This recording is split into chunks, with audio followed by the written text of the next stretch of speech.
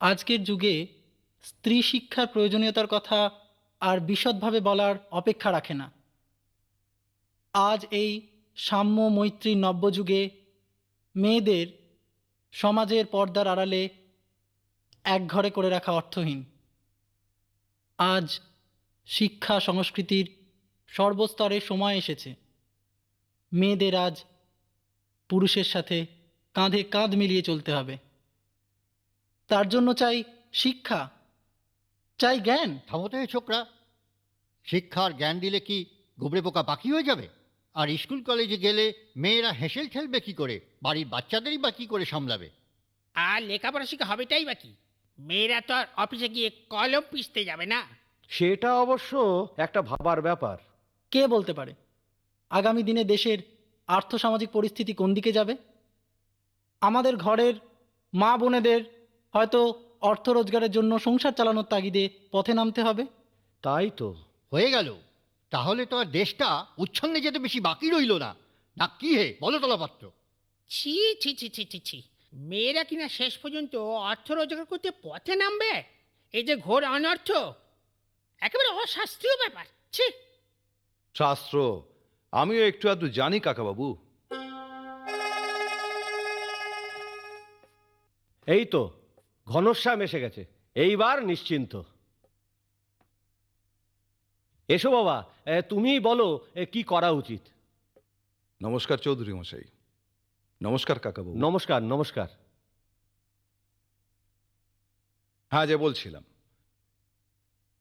আমিও একটু আধটু শাস্ত্র চর্চায় তালিম নিয়েছি। আমি জানি এদেশ খনা গার্গী মৈত্রেয়ীর দেশ। এদেশে চিরকালই নারী শিক্ষা শাস্ত্রসম্মত। সে যুগে মেয়েদের, রাজকন্যাদেরও বিবাহের আগে অস্ত্রশিক্ষা শাস্ত্রশিক্ষায় পারদর্শী করে তোলা হতো। আর এর উদাহরণ তো এই রামায়ণ মহাভারতে প্রচুর আছে। ঠিক ঠিক বলেছ ঘনশ্যাম তুমি। এবার আমার কথা বলি। আমার ঠাকুরদা ছিলেন গাঁয়ের টোলের পণ্ডিত। তো তার হাতেই আমার একমাত্র বোন বিষ্ণুপ্রিয়ার লেখাপড়ার শুরু, একেবারে ছোট্টবেলা থেকে। তার স্মৃতিশক্তি, মেধা, বুদ্ধি যে কোনো পুরুষ ছাত্রের থেকে বেশি ছিল, এমনকি আমার থেকেও বেশি ছিল। কিন্তু আমার পিতার গোঁড়ামি আর ওই সমাজ রক্ষকদের বদান্যতায়, আর তাছাড়া গাঁয়ে কোনো মেয়েদের জন্যে শিক্ষা প্রতিষ্ঠান না থাকায় তার শিক্ষার সেখানেই ইতি হয়। এরপরে ইতিহাসটা বড় বিবর্ণ, বড় সামান্য। বাল্যকালেই মা বাবা তার বিয়ে দিয়ে দেন। আর বছর ফিরতে না ফিরতেই অকাল বৈধব্যকে চিরজীবনের সঙ্গী করে সে ঘরে ফিরে আসে। আজ সে ঘরে পড়ে থাকে একটা পুরনো আসবাবের মতো, ঘরের কোনো এক অন্ধকার কোণে।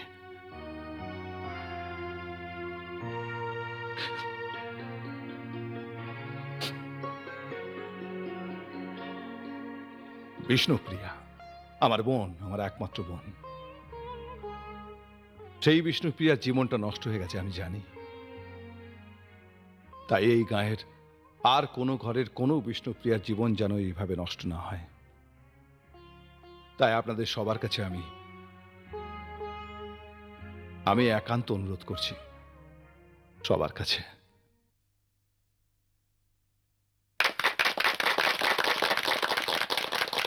আমি আমার নিজের মেয়েকে কলকাতায় ওর মামার বাড়িতে পাঠিয়ে সাহেবদের কনভেন্ট স্কুলে পড়িয়েছি।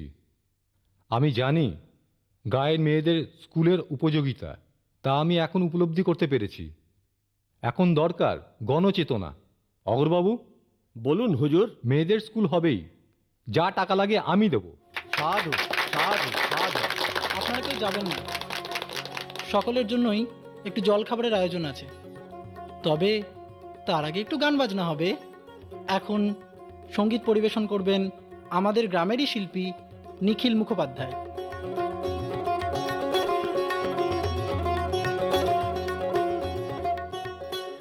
কিছু যদি মনে না করেন তাহলে আমি একটু অনুমতি নিচ্ছি।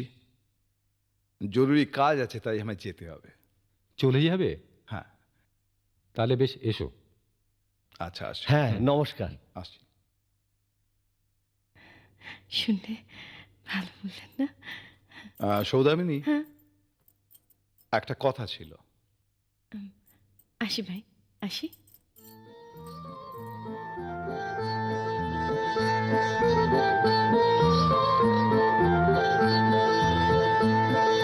নাই নাই ভয়, হবে হবে জয়, খুলে যাবে দ্বার, খুলে যাবে এই দ্বার। নাই নাই ভয়, জানি জানি তোর বন্ধন ডোর ছিঁড়ে যাবে বারে বার, ছিঁড়ে যাবে বারে বার। নাই নাই ভয়। নিখিলের কলকাতার এক বন্ধু, তোমার দেশেরই লোক, সম্ভবত তোমার পাড়ারই। হয়তো তুমি তাকে চেনো। তা ভদ্রলোকের খুব না ওই পাখি শিকারের শখ। নিখিল ওকে চিঠি লিখে এখানে আসতে বলেছে। আমাদের বাড়িতেই থাকবে, কাল আসছে। বিরাট বড় লোকের ছেলে। কি নাম বলো তো? কি যেন নাম বললো, ওই, ও হ্যাঁ, নরেন মজুমদার। চেনো নাকি? পেতে হবে বিশ্বের অধিকার। নাই নাই ভয়। সমস্যাটা কি হচ্ছে জানো? কালকে তো আমাকে একবার ওই রানীগঞ্জ যেতে হবে পাট কিনতে। মা অসুস্থ, নিখিলও অফিস কামে করতে পারবে না। তো তোমার পাড়ার লোক অতিথি হিসেবে আসছে আমাদের বাড়ি। ওর সেবা যত্নের দায়িত্ব তো তোমায় নিতে হবে সৌদামিনী। তাহলে তুমি তাকে অন্য কোথাও যেতে বলো। আমি বউ মানুষ, শ্বশুর বাড়িতে তার সামনে যেতে পারবো না। সৌদামিনী, এই কথা তো তোমার মতো মেয়ের মুখে মানায় না। আচ্ছা বেশ, আচ্ছা বেশ, আমি না হয় সব ব্যবস্থা করে যাব। তোমায় ওর সামনে বেরোতে হবে না। তুমি আড়াল থেকে সবকিছু গোছগাছ করে দেবে, কেমন? হবে এসো। আলোক অন্ধকার। নাই নাই ভয়।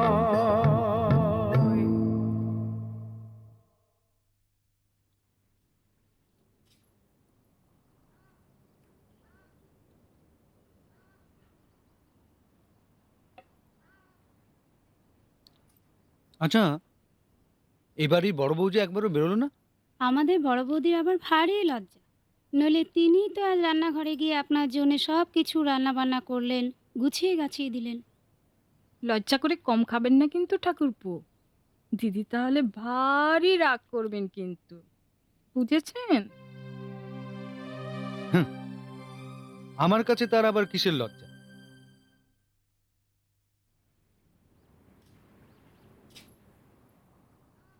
বড় বৌদিমণি, হুম, বাবু পান চাইলেন। কে বাবু? আজ্ঞে নরেন বাবু। তিনি স্বীকার করতে যাননি? কই না, উনি তো বৈঠকখানায় শুয়ে রয়েছেন। পান আমার কাছে নেই, তোর মেজ বৌদির কাছ থেকে নেগে যা। যে আজ্ঞে।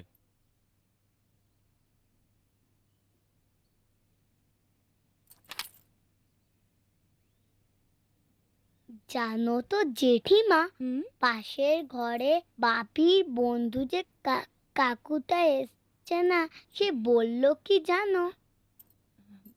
কি বললো? বলল তোর জেঠিমাকে গিয়ে বল আমি একবার ডাকছি ওই বৈঠকখানায়। শোন তিন্নি, এরপর যদি কাকুটা আবার এরকম কিছু বলে না, তুই বলবি আমি পারবো না, কেমন?